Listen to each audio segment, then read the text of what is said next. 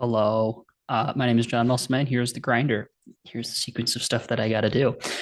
We got two motors. We got one for the arm and one for the grinding part. This is me making coffee, by the way. And then a distance sensor with the ultrasonic sensor. The code is dense. I made big code.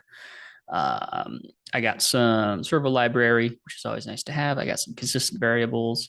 I need to stop marking things. Um, like the pins, most all of these are pins. These ones are just the pins for everything, including the trigger pin, the echo pin, and the grinder and arm pin for the motors. We have some float variables here for sensing the distance, the max distance and the min distance. This is what I use to turn things on and off for the grinder specifically. Um, then we have some consistencies for some timing and some speed.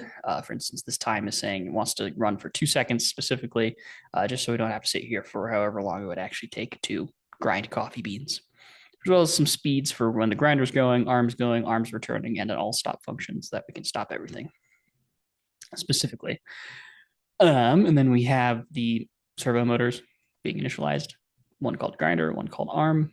And then we have the timer here starting at 0, getting unsigned to long as a timer. And we got some Boolean statements for true, false to start and stop some things. Some functions. I'm going to go into these functions soon. All of these are down here. This is function float get distance, which is just letting me get the distance for the ultrasonic sensor, so I can use that number. Start grinder is just saying if is grinder is false, then start everything up with the predetermined stuff. This part is important because Tinkercad apparently really likes to have this thing continuously going no matter what I put in there. So I just detach it for stopping grinder. Hey, look at that. And then when the start grinder is called, it reattaches the pin and starts everything up normally. Stop arm procedure puts it into all stop, basically just stops it. That's all it really needs to do. And return puts it back where it came from. Setup. We're going to the void setup function now to go into the meat of the details. Beginning serial, of course, then we're putting in the pins and output input modes. Arm attach is going to the arm pin, and then arm right is going to arm going specifically. And then we print it to see it down here in serial. Yeah, like that. Look at it. And then we go into the loop. This is just redundancy. If it's already done it, don't do it. Then we get the distance again. That's redundant, I know, but I did that for my own sanity.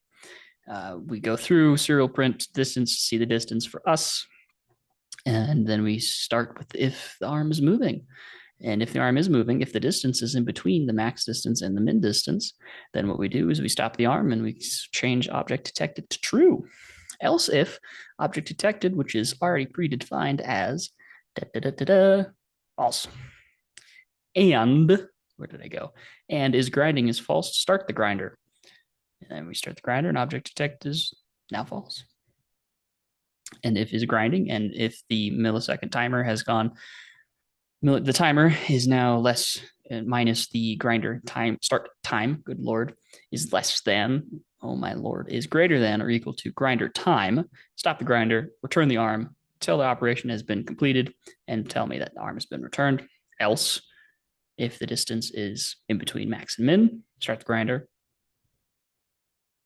or stop the grinder. That's all it really needs to look at is if it's there, start it. If it's not, stop it. And we delay because we're humans. We don't know how to do it. So let's start the simulation. As we go, the arm moves. I have to specifically get this down in between our target values so that we can get the, it spins for 2 seconds. Done. Arm moves back. That's the whole situation. This grinder would normally go longer than 2 seconds, but I have it set for that quick just so we can get through it quicker and I don't have to sit here for 5 minutes. But that's it. Toodaloo. What?